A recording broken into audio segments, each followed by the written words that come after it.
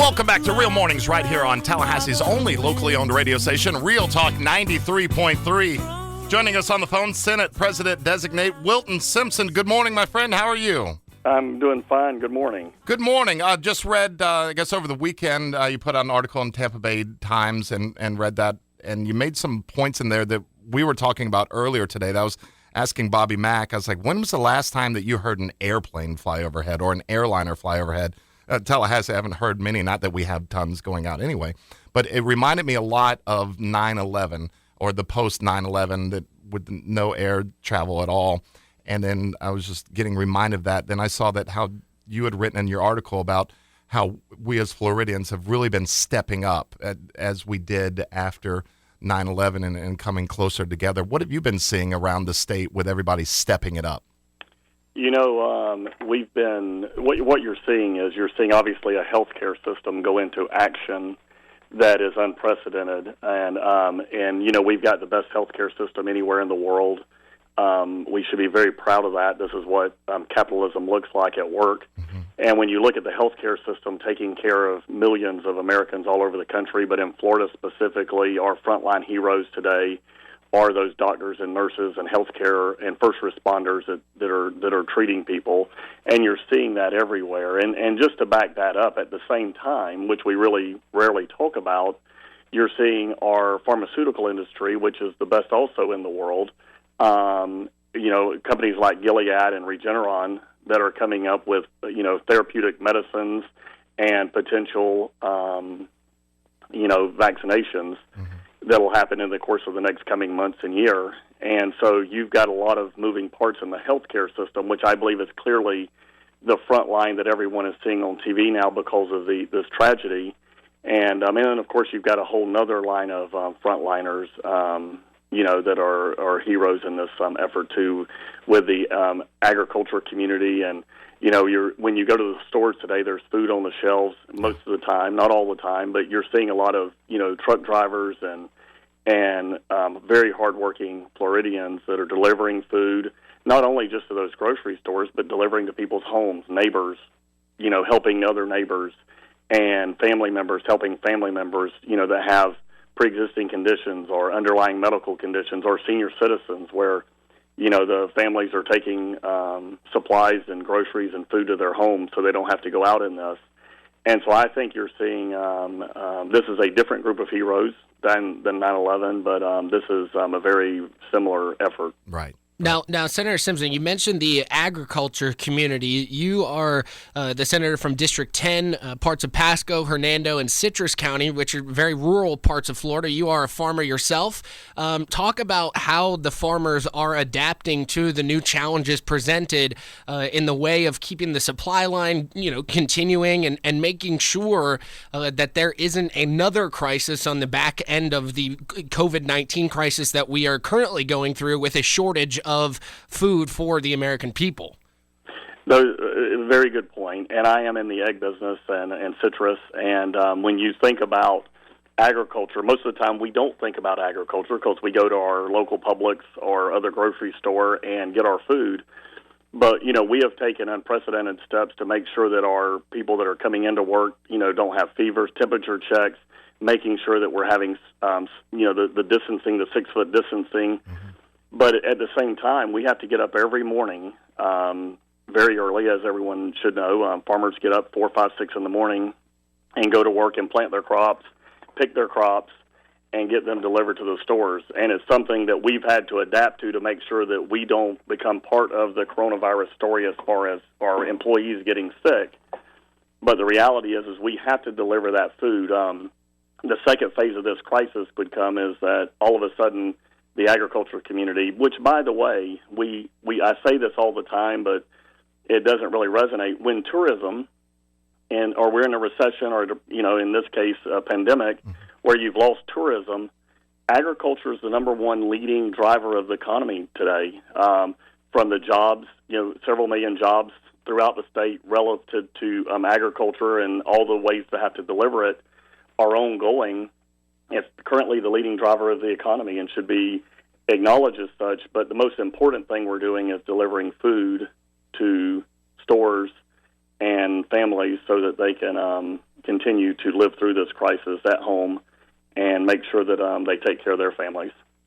You're listening to Real Mornings right here on Real Talk 93.3. Joining us from District 10, Senator Wilton Simpson. I want to stick with the eggs a little bit since you're an egg farmer. Have you seen, when we go into Publix or we go into the grocery stores, we've been seeing toilet paper's out, which we don't understand, but then eggs seem like every day that they're out. They're getting restocked and everything. But have you seen an uptick on the demand that you guys are asked to get out there?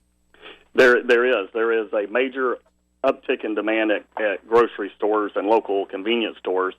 And then, of course, there's been a fall-off in the restaurant usage, right? So, in other words, 30 days ago, 60 days ago, we would have been delivering a lot more to the food supply chains.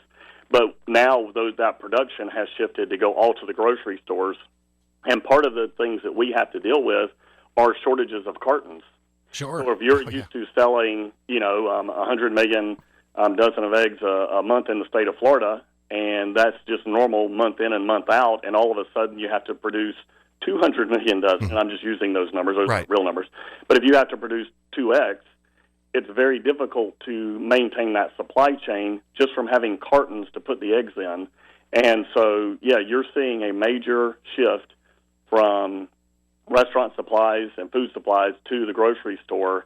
And our challenges that no one would ever see behind the scenes is how do you contain that product in cartons that, are very, very short supply and continue that food chain supply. Interesting. Yeah, didn't even think about that. Well, with the packaging too, with the restaurants, with the packaging completely different from retail. That's correct. Most of the time in the restaurants, it's either packaged in flats, what we would call a flat, a 2.5 dozen flat, and you may start seeing more of that in your grocery stores because of lack of packaging that can go into a carton. Now we're fighting through that supply chain effort, but it's something that's very real in the egg business. It seems like this week would be an uptick in egg sales just because of the Easter egg dying and the Easter egg hunts and everything. Yeah, so they've already been preparing for this week. So hopefully there'll be another uptick with everybody still going out to hide the Easter eggs for their kids.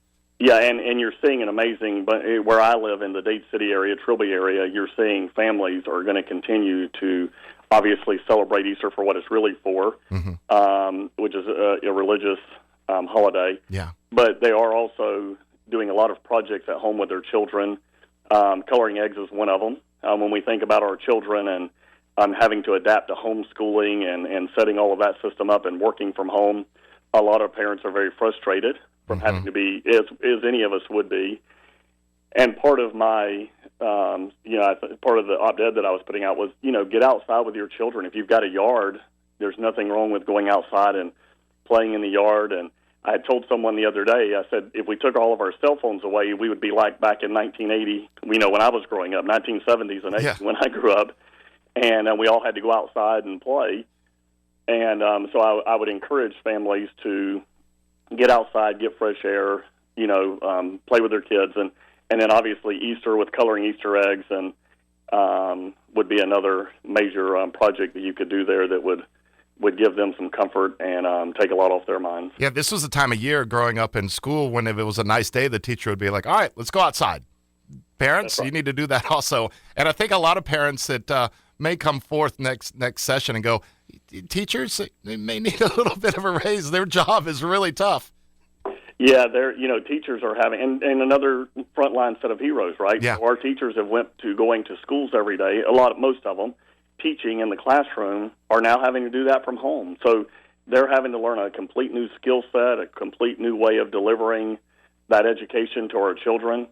And you've seen school boards across this state delivering computers and laptops and tablets to homes so that children can have access to their school system. And there's no question about it, teachers adapting to that system is imperative so that we don't lose a whole year of education in our children's lives. Yeah, no doubt about that. It's super important to make sure that they are well equipped to move on to that next grade. Now, I wanted to ask you, Senator, about the role that the Florida legislature is playing throughout this crisis. We've obviously seen Governor DeSantis doing his, almost feels like daily briefings on the current situation and what's going on. But what is it like behind the scenes? What's going on with you guys in the Senate and in just the legislature overall? What role do you play right now? The role we're playing is more of monitoring the budget. We have a balance. What everybody should be very proud of. In the state of Florida, we have a balanced budget. We have over a $4 billion surplus that the governor now has access to help fight this pandemic. And so the heavy lifting is done every year in the Florida legislature. It's something that, again, our population should be very proud of.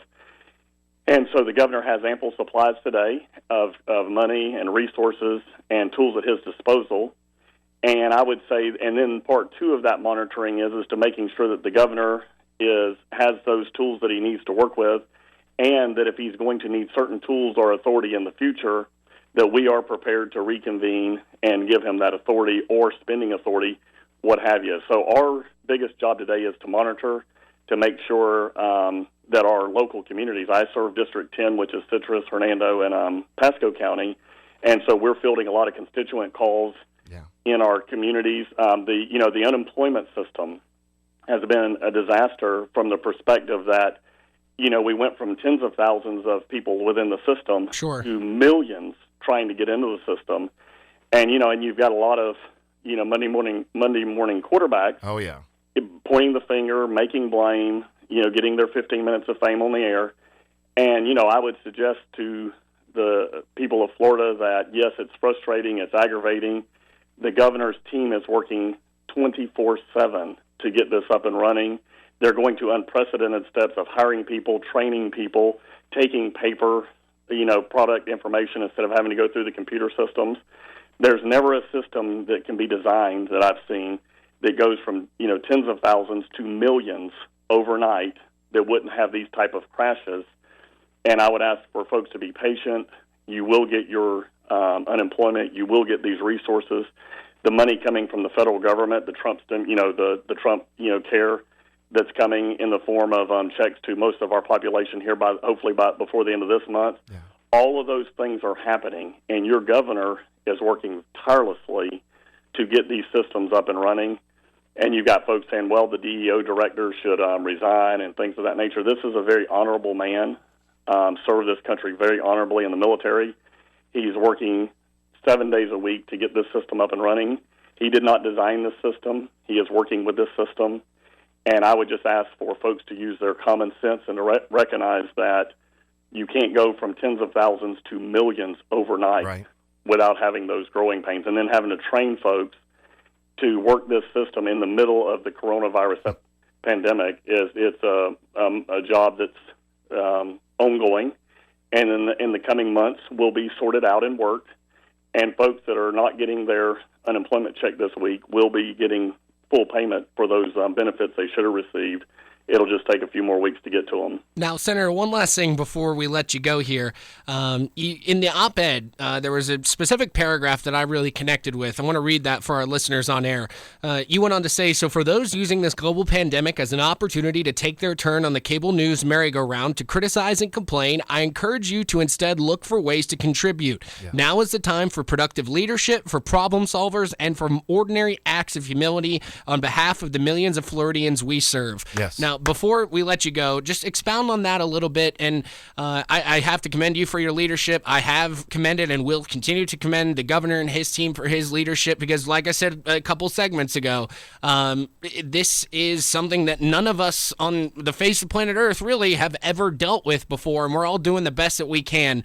Talk a little bit about that statement you made. Well, what happens, can you imagine, go back to World War II for a second with The Greatest Generation, and everyone questioning FDR's, tactics in the war on social media and the 15-second news cycle today on the, CNN and other programs and MSNBC. Imagine a system where we're in the middle of a pandemic, the middle of a world war, essentially, and everyone is throwing bombs at our leaders. And what I would tell everyone who wants to have the opinions that they have, very strong opinions apparently, is allow the leadership to work through this crisis. There will be plenty of time, and the good part about it is 2 months from now, you will have the luxury of hindsight. Mm-hmm. You will actually be able to say specifically the bad decisions that everyone had made, but at least allow our citizens and our constituents to know that their leaders are doing all that they know how to handle this pandemic, and that we are going to get through this. We're going to be stronger. We're going to be better. If anything of 53 years have taught me in this country is we can face these crises, and we will come out better and stronger for it. Amen. So I would say that, instead of complaining, get home, help your neighbors, help your family, help your local communities heal, instead of trying to use this. And I've never seen this before, but I shouldn't be surprised, using politics in the middle of a pandemic. Insane. It's the lowest form of politics that you can express. It's been driving us crazy. Well, Senator, thank you so much for taking the time out to give us a call this morning. Please be safe, and thank you for everything you've been doing. Yes, sir. Thanks. Thank you. That was Senate President Designate Wilton Simpson right here on Real Mornings. We'll be right back. Ready to jam, scream it out and say, I am somebody. Now you know you're hot. See, I met this girl and I said to her, honey, if you want to be my baby, you got